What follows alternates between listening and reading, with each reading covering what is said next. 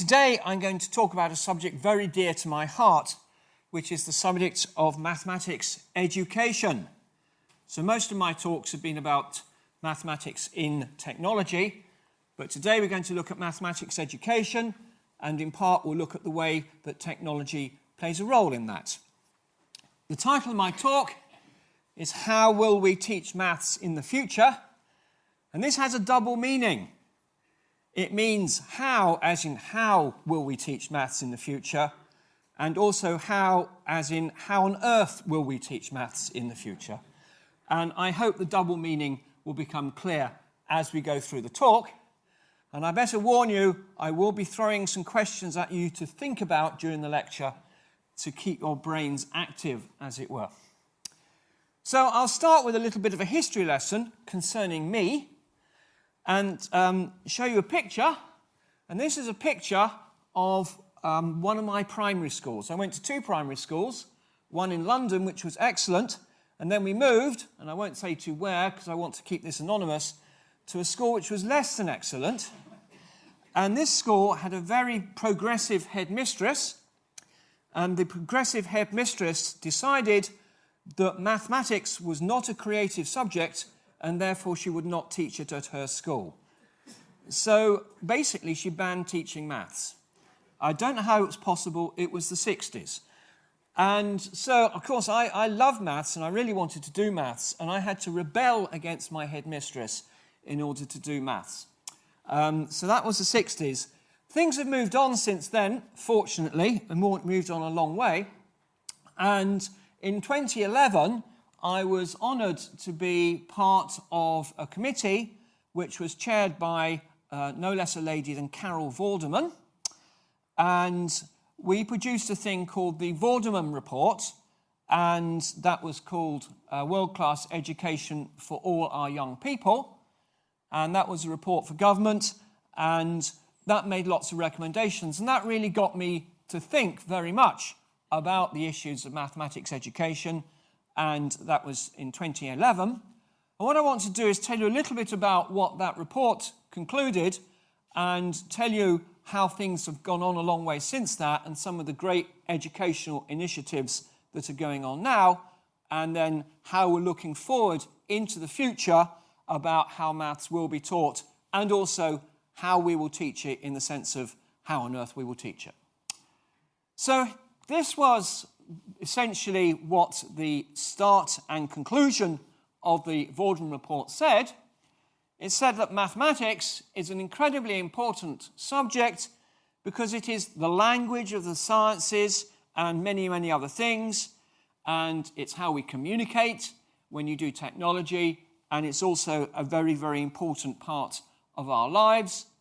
And mathematics itself is a great subject which fosters logical and creative thinking. So this was our great motivation for mathematics and why it should be taught well.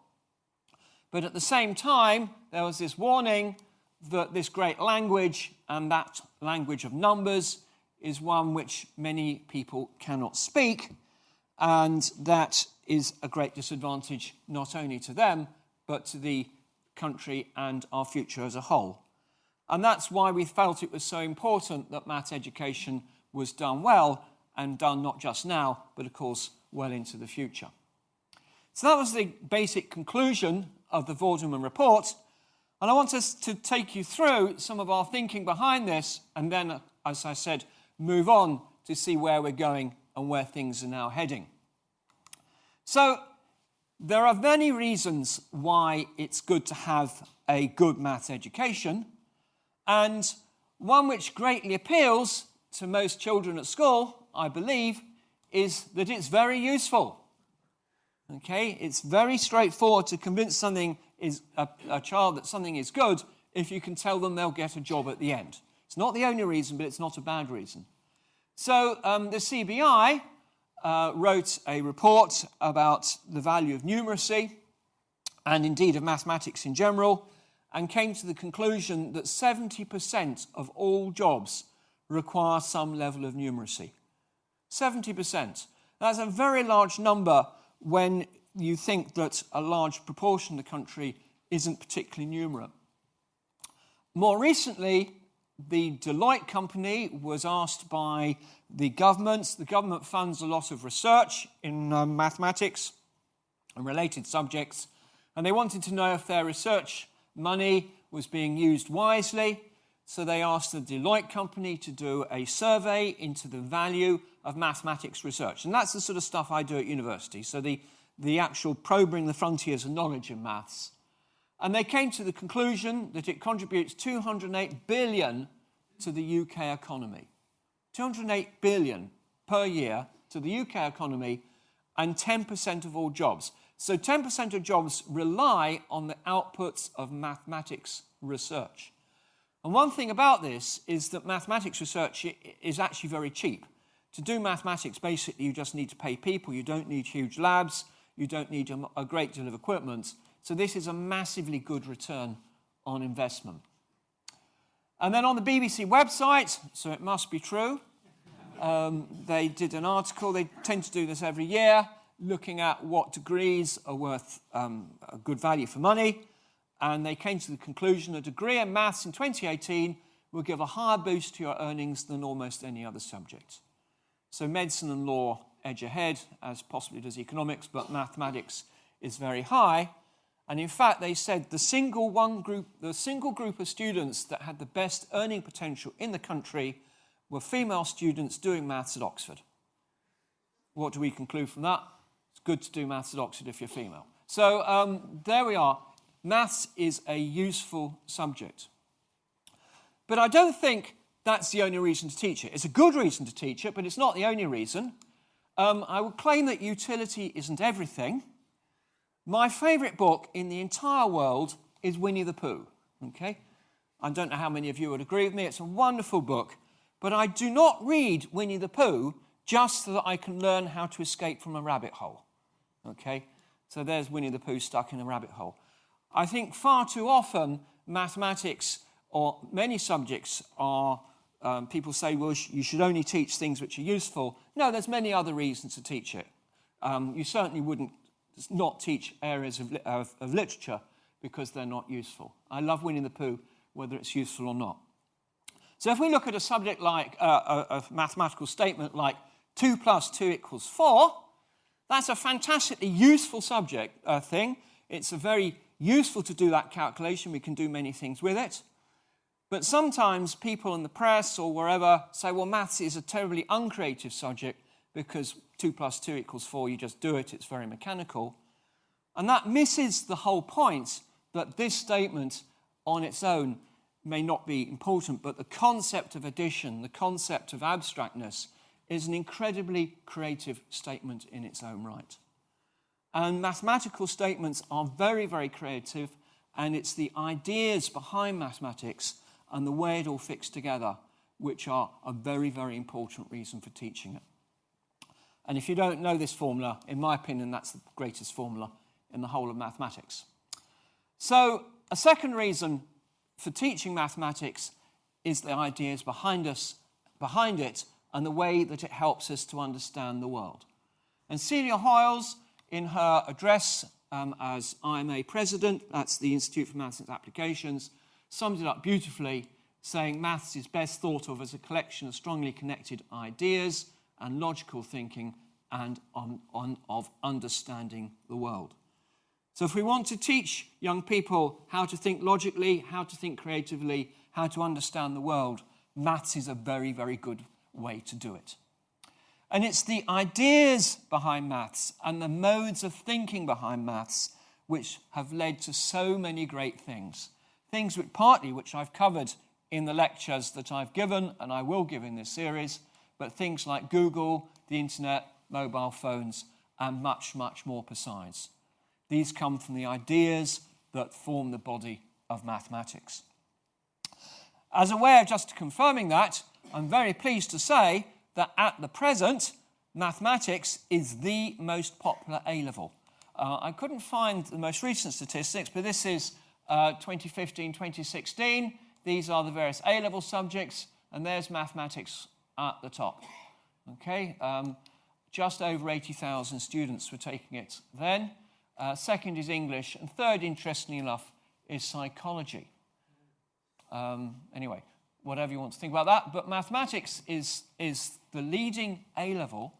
And the students that are studying that, well, some will go on to do mathematics, but the majority that are studying maths A-level are doing it because the ideas are so relevant to many other subjects. These ideas that they learn, subjects like engineering, medicine, even music and the social sciences. So we should teach maths partly because it's useful, but also because of the ideas behind it and the way they train us in logical thinking. Another reason we should teach maths is because it is fun. It's a wonderful subject to have fun with and to be creative with. And I think sometimes these aspects of it are sometimes missed in the way that it's taught. Here's an example of fun maths. If you buy the newspapers, you can do puzzles. A lot of the puzzles in newspapers now are based on maths. This is Gridler, where you have to find a picture by working out how many black and white squares there are in the picture. And I just enjoy doing this a lot, but the ideas behind this are very closely linked with a branch of maths called inverse problems, which is used to do things like find oil. I shall boast slightly here, I'm very proud to say that I'm currently the chair of a wonderful organisation called the United Kingdom Maths Trust, or the UKMT for short.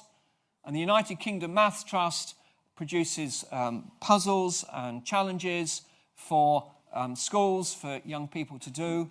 And these are very, very popular. The trust works with something like 80% of the schools in the country. Over 800,000 young people per year do the problems for the UKMT. And they do them because they stimulate logical thinking and because they're fun. And because they have to think creatively to solve the sort of challenge that they pose. So young people really enjoy doing these things, and you can very much bring out the fun and creative aspect of maths by doing it. So here's a nice quote from a medal winner that by doing these puzzles, they expanded their horizons.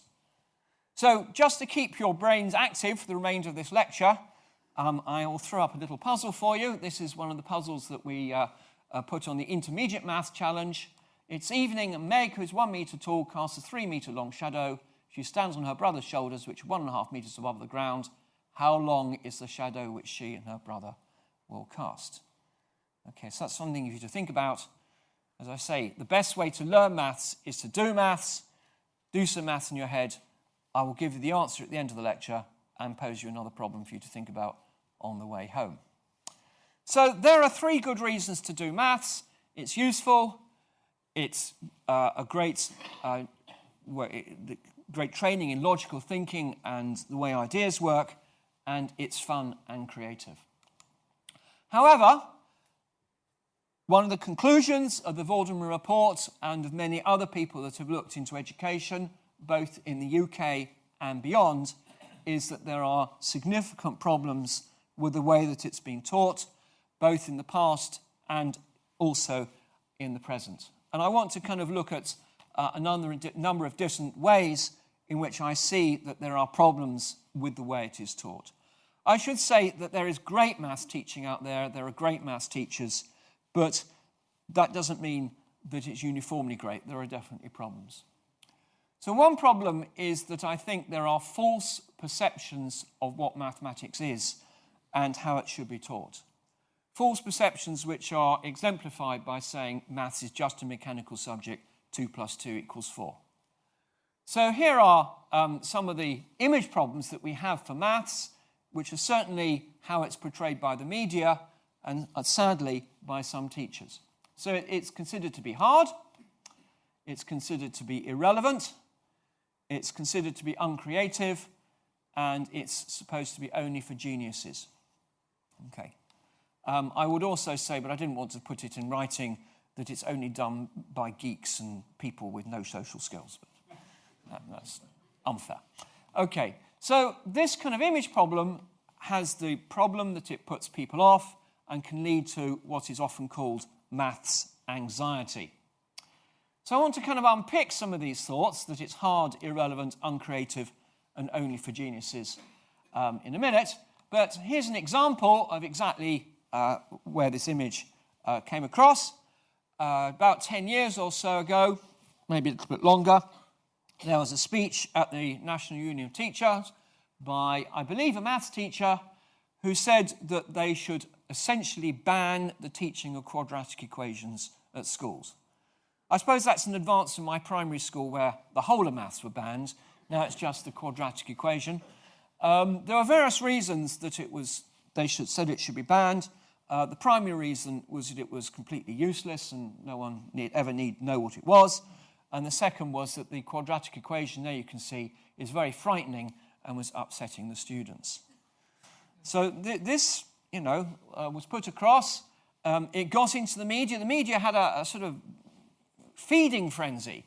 Every journalist was saying, yes, I agree, I hated maths at school. Particularly, well, I won't mention them by name, but some quite leading journalists were putting this across. One said, at last someone has said the truth. They should ban it all. And this led to a debate in the House of Commons. It's the only time I think they've had a debate on an equation. I believe they're having a debate tonight on some other subject. The debate, in this case, went on the side of the quadratic equation. They showed some sense. Let's see what happens tonight. Anyway, so it's wonderful that it led to debate. I actually wrote an article based on the whole affair called 101 Uses of a Quadratic Equation. So if you read that article, you can actually find 101 uses of a quadratic equation. So do I agree with these? Do I think these are fair? Is this a fair thing about the quadratic equation? Well, of course I don't. I think it's wrong. So, as I say, maths is portrayed in the media as being irrelevant, but I've already shown you it's very useful for jobs. And in fact, the quadratic equation is incredibly useful. You need it to find things like areas. You need it to work out stopping distances for cars. You need it to be able to solve differential equations. All sorts of reasons why the quadratic equation is a very useful thing.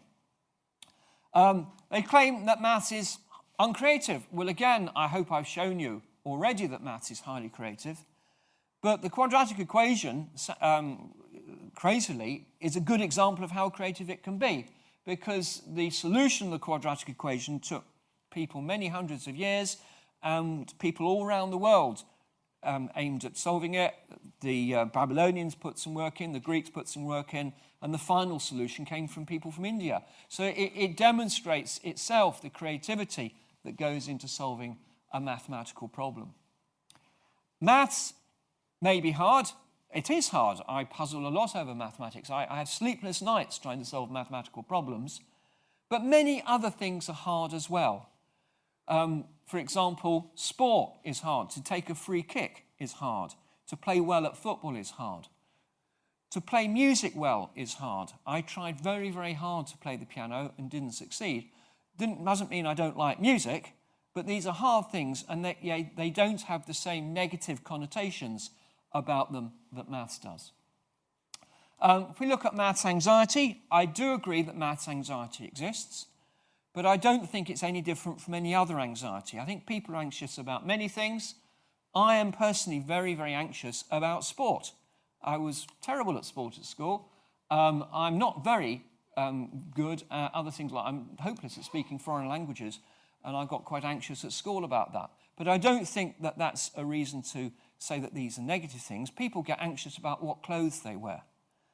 Only in maths, I find, does the sort of maths anxiety get celebrated in the media almost as a positive. And that worries me a great deal. And also, the fact that people get anxious about what clothes they wear doesn't mean that the business of wearing clothes gets criticised. I think maths seems to unfairly get treated in this regard. Okay. Another problem that we've had, at least until recently, fortunately changing very much for the better, is that in the UK, people have been giving up maths very early. Here is a table that we had in the Vaughan report showing the different amounts of maths studied by different countries after the age of 16. So if you see, Japan studies, everyone studies some maths, and a lot of people study advanced maths.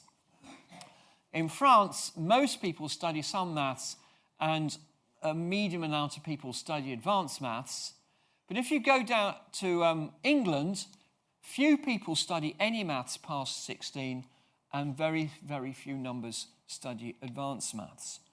And the UK really, must be wrong, it's not the UK, England, Ireland and Wales, but not Scotland, really stand out or stood out because we were not teaching maths to most people past. There was a policy in many schools of students being put in for maths GCSE at 15 and then doing no mathematics after that. A very, very negative thing. So Scotland is better than the rest of the UK, and Japan and Korea are way, way ahead of us in this regard. What's the effect of this? Well, there are a number of effects. One consequence is that many people that have gone through the English system, including the vast majority of our politicians, the vast majority of our civil servants, and the vast majority of the media, have had very little contact with mathematics after the age of 16. And even changing things now is not going to affect that historical thing. There are some MPs that have mathematical training, but very few. I'm pleased to say the House of Lords is much better in that regard. There's some very, very good mathematicians and scientists in the House of Lords. But the worry about this is that we are in the danger then of our politicians and our policymakers missing out on the technological revolution that maths is bringing. All the changes that are happening, the big data, the algorithms, the deep learning, they're in danger of missing out. Very interesting contrast with Singapore. So the most recent Singapore president, Tony Yam, has a PhD in maths. And a recent Prime Minister of Singapore not only went to Cambridge and did maths, but got the top maths degree in his year. They're really, really different. And Singapore is really a hothouse of technology and driving things forward. Possibly an even more serious consequence of people giving up maths at the age of 16 is that primary school teachers, a lot of them have had very little serious training in mathematics. In a recent survey, that's more recent than Borden reports, it was found that only 2% graduates studying a PGCE to become primary school teachers had a degree in any of the STEM subjects. I find this a frightening thing. This is what led, in the extreme case, to my headmistress banning maths at my school. The key to education must start at primary, and if our primary school teachers are not able to inspire their students with mathematics, then we are in danger. We are in the danger of being locked into a cycle of poor mathematical performance for generations. I say, fortunately, this is now changing, and I'll explain why in a minute. Another problem that we have with UK teaching of mathematics is poor perceptions of girls and maths. Now, girls obviously are half the population, and it's incredibly important that they feel fully engaged with mathematics teaching. And the media often portrays maths as being a, quotes, male-dominated subject. And I worry that that's a self-fulfilling prophecy, that if the media say it's male-dominated and just shows images of men, then girls will be put off doing mathematics, and therefore it'll remain male-dominated. So it's a somewhat self-fulfilling prophecy. It's also wrong. It's also wrong. Well, at least at university and at A-level level, it's wrong. It is male-dominated in the extent that there are more men than women doing it, but it's not male-dominated to the extent of saying it's overwhelmingly more men than women. And here's an important statistic which I think should be more widely known, that currently 42, this is the London Math Society report, said that 42% of all maths undergraduates are female. Now, I don't think that's dominated. That's not actually far from 50-50. Here are the proportions of different subjects. This isn't a terribly clear slide, but there's mathematics on 42%. Interestingly, veterinary science is 82% female. Now, that implies to me that veterinary science is a far less balanced subject than maths is. And education is similarly less balanced. So I think it's unfair to say that maths is male-dominated, but there's still a long way to go before things are 50-50. For example, only 29% of maths lecturers are currently female, again, though that is improving. And I'm sad to say that only 6% are professors, so that really needs to change. 6% is not good at all. But one thing that is making a change, and things are changing very much for the better, is something called Athena Swan, which is a code of practice which universities have to sign up to and prove that they are doing things about, which is showing that they are improving the way that women and female undergraduates are dealt with in various different subjects, including mathematics. I'll go back to this. In 2011, then, this was the somewhat negative picture that we came to with the Vorderman report, that we had a cycle of despair where people were underperforming in schools, they weren't going on to do post-16 education, university courses weren't getting enough students, primary school teachers were not getting enough maths education, and round we went. And that was a worrying thing that we put then, and we concluded our health of our economy depends on taking action now. And as I say, fortunately, things are now changing, and they are changing for the better. So what I want to do is give a few of my own ideas as to ways in which I think maths can be made more approachable and encourage more young people to do it. And then we'll have a look at some of the best practice and the way things are changing, and then that will allow us to look forward to the future. So some of my own ideas, these are things which I personally use in my own teaching, both at university and when I go into schools to work with young people there. And one is to show the magic of mathematics. So here's a bit of maths for us to do. The idea is you take any 3-digit number, doesn't matter what it is. I've written down 729, and then reverse it, you get 927. If you take the smaller of these from the larger, so that's 729 from 927, you get 198. If you reverse that, you get 891. And if you add those two together, you get 1089. And the point is you get 1089 every time you do it. And I challenge you to try this yourself and then try and work out why it works. Okay. So this is a magic trick. You can go into a school, you can do this, you can busk with this in the street. People do this as a way of showing that maths is a magical and a surprising subject. 1089 every time. This little trick led to a whole book. There it is, called 1089 and All That, by David Aitchison, who says in the introduction that when he first saw this trick, it, quotes, blew his socks off. And he then became a very eminent and extremely good mathematics professor who's written some wonderful books, including 1089 and All That, which is a bit of a takeoff of the 1066 and All That on history. Well worth reading. On the right, I won't do the trick with you, but my favourite mathematical magic trick, which I often do in schools, is called the orange kangaroo from Denmark trick. And you might want to go and look that up. If anyone wants to know about it, I'll tell you after the lecture. So I love teaching the magic of maths with young people by using magic.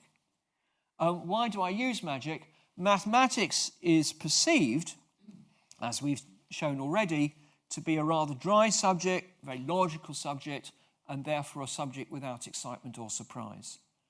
And that is absolutely not what it is. Most mathematicians I know, in fact all the mathematicians I work with, find mathematics a very creative, a very surprising, a very mysterious subject. This trick here is mysterious, it's surprising. Why on earth is it 1089? And yet that's just the working out of a bit of mathematics. It's a mathematical theorem. And if we can demonstrate that surprise and excitement, then I think we've achieved a great deal and got people interested. My technique when I go into schools is I introduce them to magic like this. I then teach the maths behind it, and then I tell the young people to go off and design new tricks based on the magic they've learned. And I had a wonderful email from a young person that said that they'd done this, they designed a trick, they went home, and they won £5 off their grandmother for doing it. So there we are. So teach maths using magic. Another thing I really think is important is to show the creative side of maths. Don't let people tell you that maths is not a creative subject. It's a very creative subject. But one way to demonstrate its creativity is to show links to other subjects which are perceived as being creative. So you can show links from maths to music. The scale that we use to play musical instruments with was designed by the mathematician Pythagoras, and we can make that link. Much of art has wonderful links to maths. This thing on the right is called the chased chicken design. It comes from sub-Saharan Africa, Angola, Mozambique, places like that. This was a creation of the African people there hundreds, if not thousands of years ago, showing beautiful strong geometry. And I teach a whole workshop on this. And if you want to come to my Gresham lectures next year, I'm going to give a Gresham lecture on the links between maths and art. Well, I'll tell you a bit more about this. Maths and dance. Again, dance is perceived as a very creative thing. English dances in particular have a very strong link to mathematics. Folk dances can be described using the maths of symmetry. And very importantly, I think maths is very often taught by opening up a book and saying, here's a quadratic equation, here's some coefficients, let's solve it. Doing that misses out the fact that that equation was discovered or created by people. There's a whole history as to how it was solved. The history is kind of interesting in its own right. And we should certainly link the teaching of maths much more with the people that have produced it and the history behind it. But above all, as I say, that's a wonderful pattern there. We can show the creative side of maths by encouraging young people to explore and discover new patterns. There is a dreadful film, which you should never watch, called Why I Detest Mathematics. French film, Pour je déteste les mathématiques, in which they interview various mathematicians who say, well, maths is creative, yes, but you've got to be a complete genius and have 10 degrees and have worked in the subject for 100 years before you can do anything creative with it. And that is completely wrong.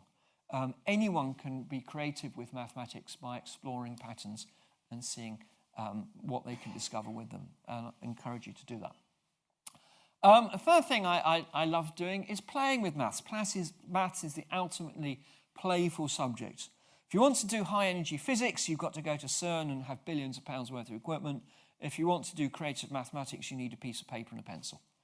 Okay, you don't even need the paper. When I was an Oxford student, we just used to write on the tables. And there we are.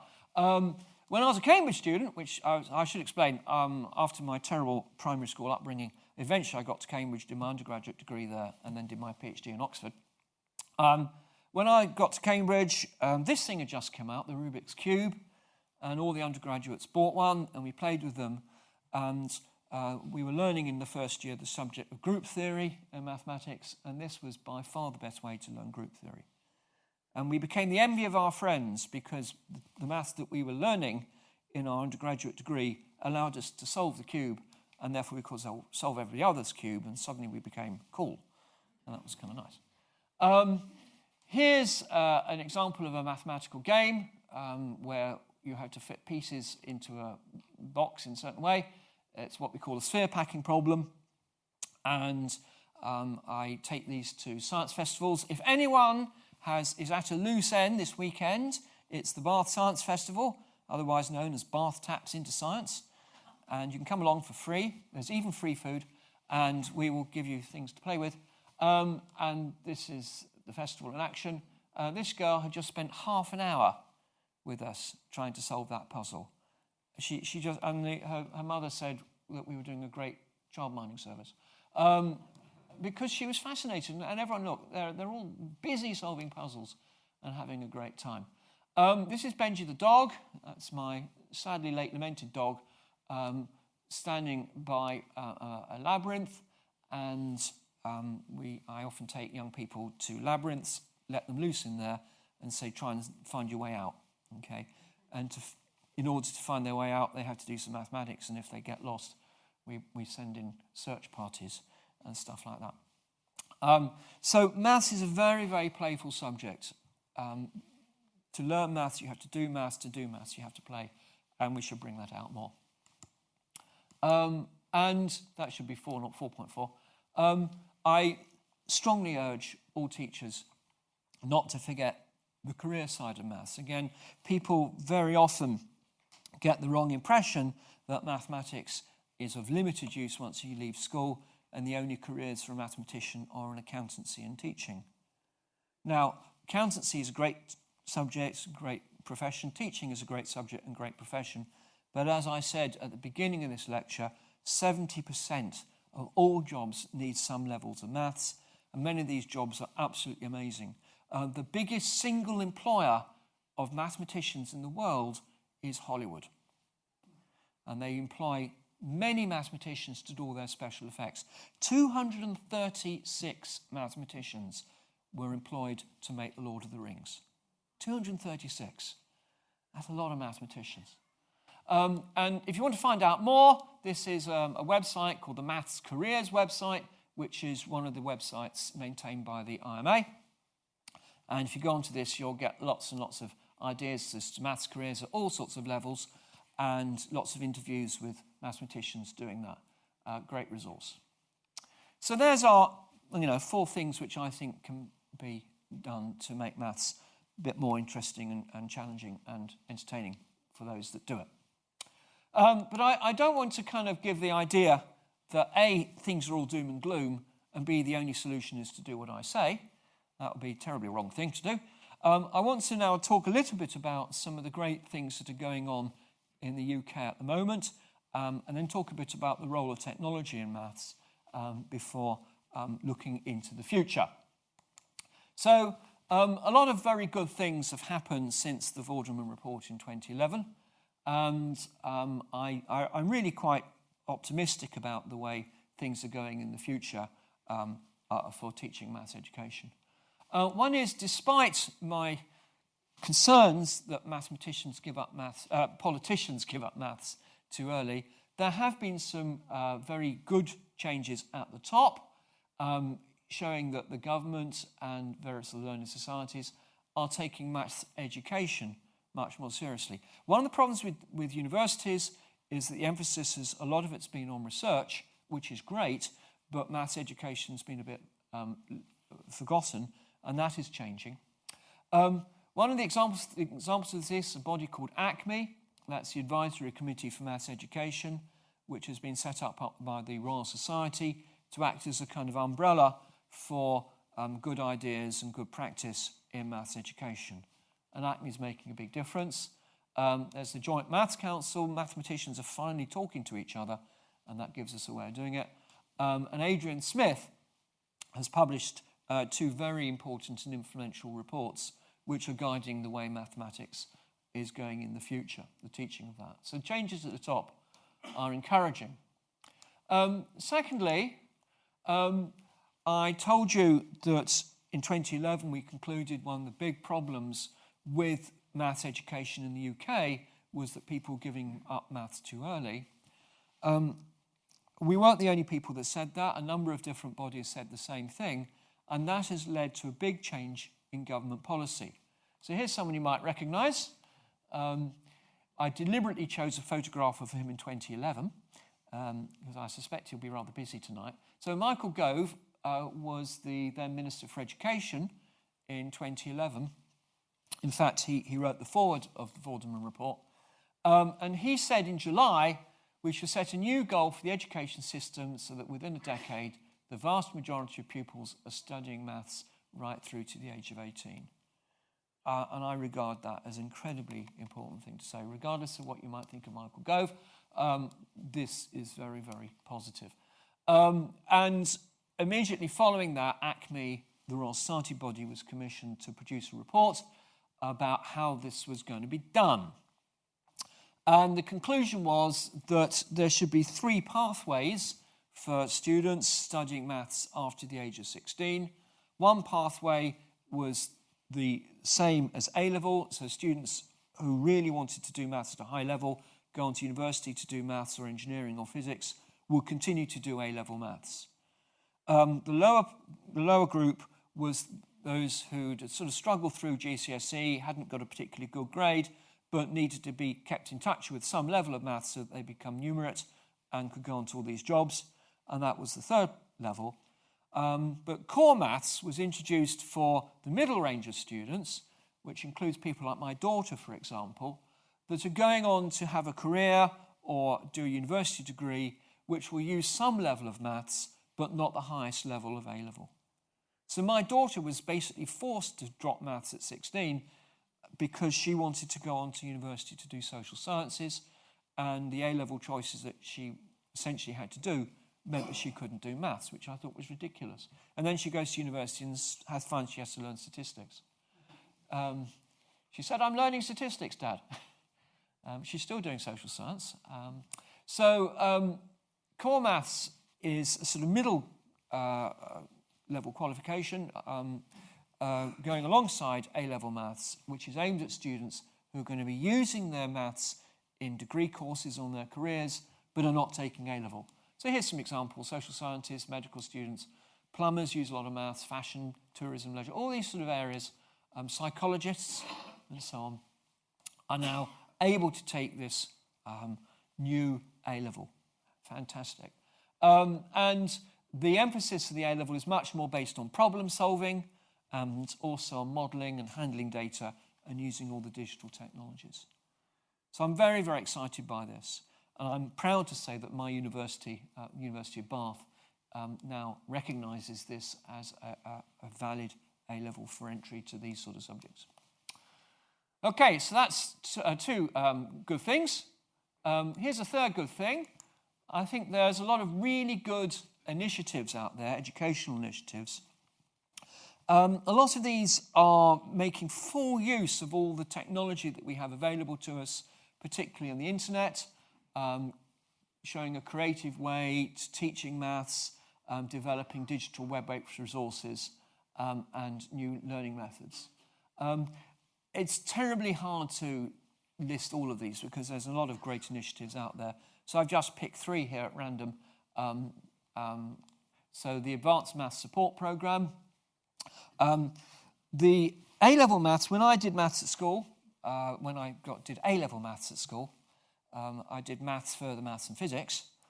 And further maths is what you did if you wanted to go on and do maths at a university.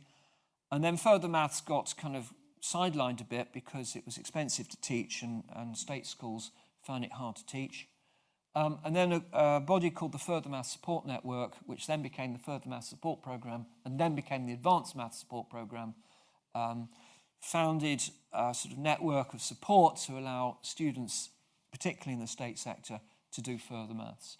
And that's utterly transformed things. It means that many, many students are now doing further maths that never had a chance to before, and it's had the wonderfully positive effect on us at Bath that we've had to make our first-year courses harder because our students are better prepared. This is wonderful. The MEI is the kind of parent body of this, and the MEI does many other wonderful initiatives. One of the things I like about MEI is that they have introduced an exam paper in maths called a comprehension paper. So you get comprehension papers in English. This is a comprehension paper in maths where they give you some sort of mathematical paper to look at and ask you questions on it. I think this is a wonderful idea. There are, I say, many organisations developing new curricula based on this, and an example of this is Cambridge Mathematics, based, as you might imagine, in Cambridge, that are doing these things. But there are many other great initiatives. Cornerstone is another one, and many more. So we're seeing great initiatives coming forward, and I'm very encouraged by that. Another place that maths is certainly improving in recent years is in my own area, higher education. So the Smith report in 2004 Adrian Smith, recognised that young people were having different experiences at school from the ones they're used to. And one of the manifestations of this is that students at university have been struggling a bit more than they used to in the past. I don't think it's a bad idea that we challenge students at university. That's, after all, what we're supposed to be doing. But there was a kind of philosophy of sink or swim, and that has very much changed. And since this, there's been a lot of very good initiatives at universities providing support for students. So there's a thing called the Sigma Network. The Higher Education Academy is very involved with this. My own university, we have a thing called MASH, which stands for Maths and Science Help. And the way MASH works is that if a student is struggling with their questions or just generally with the course, they can go into an environment which has got nice comfy chairs, lots of food, and lots of PhD students or friendly people around that can help them through. So this is a sort of support network. And 81% of all universities now have this sort of thing in place. And this is giving students, I hope, a much more supportive environment.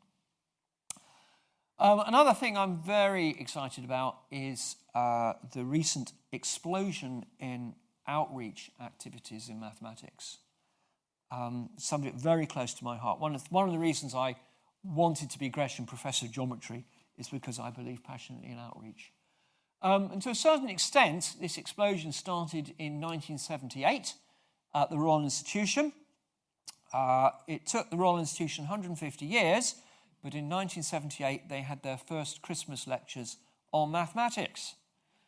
And they wisely chose Christopher Zeeman, who at the time was head of maths at Warwick, to give the first of this series of lectures. Okay. And the TV people, the BBC, whoever it was, I think it was BBC, said, no, it can't be done. You cannot put maths onto TV. Everyone will turn off. And if you do put maths on TV, don't mention the word theorem and certainly don't mention the word proof. If you ever met Christopher Zeeman, you will realise this was pointless saying that to him at all. He delivered a fabulous set of lectures. This is his Gears from the Greeks lecture in the background. And everyone watched it, and it was a great success. I'm very, very proud to say that Christopher Zeeman was a former Gresham Professor of Geometry. He kind of started everything going, really. There was a huge positive response to his lectures from people all around the country, and the Royal Institution, in response to that, set up what's called the Maths Masterclass programme. So every Saturday, all around the country, there are workshops going on for young people, typically about 100 young people per workshop. These are all Year 9 students, about 13, 14-year-olds, are doing Royal Institution masterclasses somewhere in the country every Saturday. And if you know any Year 9 person that likes mathematics, point them in the direction of Royal Institution masterclass. Another thing that's been very good is Rob Easterway founded a thing called Maths Inspiration. Rob concluded that theatres were a great place to learn lots of things. So he takes theatre tours around the country, and typically about 1,000 young people go to each one of his theatre shows. And Rob has brought up a whole generation of kind of popularisers of maths by putting them through this theatre experience. Here is some other things. We're now seeing many more maths books. Fermat's Last Theorem by Simon Singh has sold huge numbers of copies. Many of the students that applied to my university put on their entrance form, I have read Fermat's Last Theorem by Simon Singh. I've told Simon this, he was very pleased. Here's Hannah Fry, who is the kind of current face of mathematics on TV. Last week, I was very pleased to go along to an occasion where Hannah was awarded the Zeeman Medal. So the Joint Maths Societies have set up a medal in honour of Zeeman for mathematical outreach, and Hannah has just won that, and she's doing a lot of great stuff on TV. If you want to actually see maths on YouTube, go on to Numberphile, which is an incredible resource on YouTube, And this is the equally incredible Matt Parker, who does a lot of these. He's called himself a stand-up mathematician, and he's well worth a watch. And there's lots of other stuff going on. So I'm very, very encouraged by this. And the fact that there's a growing body of maths communicators that are working in maths outreach, and there's going to be a conference coming up in Cambridge shortly called Talking Maths in Public, where this is all done. So lots of great initiatives. One of the things that's also very much driving the way maths is being taught in schools now is technology. And the UK is world leading this. One of the reasons world leading is due to Celia Hoyles, who I believe is in the audience somewhere. Thank you, she's just waving at me. Dame Celia Hoyles, who is possibly the world leader in mathematical use of technology in maths teaching. And so I've been fortunate in my own sort of career to have kind of grown up with this. So in 1970s, when I did O-level maths at school, I did O-level maths with this slide rule. And then towards the end of my O-level career, calculators came in, and there is the Hewlett-Packard calculator that I used for my A-level. That's the actual Hewlett. I still got it. So we see an introduction to calculators. There was lots of stuff in the press. Oh no, calculators will stop people doing mathematics because it can all be done by a calculator. And again, that's nonsense. It stops the calculation bit of mathematics, but the ideas it allows much more greater creativity. In the 1980s, we've seen a lot of digital technology coming in, which allow the subject to be illuminated. So this is GeoGebra, which is a package which allows you to do geometry and trigonometry and just play and be creative. And there's lots of these around. You can also have programmable robots, and these go back quite a long way. There's things called turtles, which were produced in, I think, 1970s, which you could program using the Logo programming language. Nowadays, Lego robotics, young people can program things and see them moving around. In the 1990s, we saw the introduction of new programming languages which allow high-level maths calculations. So I was trained as a Fortran programmer. I'm still a reasonably good Fortran programmer, but Fortran is not the way to train students to do mathematics. And now we have much more powerful tools like MATLAB and Python and so on Maple, which allow you to program a computer to do mathematics much more easily, and possibly even more importantly, to visualize the results. So this graphic here was done in MATLAB. That's about 4 lines of MATLAB to produce that graphic there. And that's led to a revolution in teaching maths at higher education. I couldn't conceive of teaching maths at university without using these tools here. And also when I work in industry and applied maths to the real world, these tools are very, very important. So that's various tools. We also have seen a change in the way that programming is taught. So programming is a little bit different from maths, but very, very closely related to it. My own day job is I program computers to do maths. That's what I do. So in the 1970s, I learnt programming at school. I did the SMP project, and they taught us programming. And then I went to the Hatfield Polytechnic and did it all. 1980s, BBC commissioned the BBC microcomputer, which allowed schools to program and do lots of stuff. And that was great. It meant that when I was teaching students back in the early 90s, they were coming to us knowing programming. But unfortunately, that changed. In the 2000s, computers got very sophisticated. People got very frightened of doing anything with them. And the packages on them became so good that programming sort of died out as a subject being taught, being replaced by IT. So you learn how to use Excel, but wouldn't learn how to program it. And Eric Schmidt of Google, who then was CEO, said in 2011, same time as the Vaudran report, how flabbergasted he was that programming was no longer being taught in schools. But that's changed as well, and now very much the better. The Computers at School initiative, which was founded quite recently, has led a whole change so that computing programming is now taught in schools. The Python language, which is free, gives a very powerful language you can do maths in. And best of all, possibly, is you can now buy a computer for about £30 the Raspberry Pi, which will allow you to do all of this and is significantly more powerful than the mainframe I was programming when I went to the University of Cambridge. So this three, it's a nice, positive reinforcing circle. So I'm very, very excited about the future for maths being taught alongside technology. So just to say, I argue that computers are having the same effect on maths as the printing press did on English. They're not a substitute for mathematical thinking, but they do allow you to do independent creative work and complement maths and make it more fun. So I really see this as important. But I'll just finish on a somewhat downer note. I've told this vision I have for how maths will be taught in the future, but as I said at the beginning, how on earth will maths be taught in the future? And the problem with teaching maths is that to teach maths, you need teachers. The future of mathematics education is in the hands of teachers. They are absolutely vital. And teacher numbers are under pressure. So as pupil numbers are going up, they're forecast to rise by 90% by 2026. Core maths is fantastic, but we need people to teach it. And that's putting pressure on numbers, but only 50% of maths teachers to continue to teach in state schools 5 years after qualifying, according to a Nuffield report. So to teach maths in the future, we must recruit and keep more maths teachers. So the question is, how can we do this? It's so important.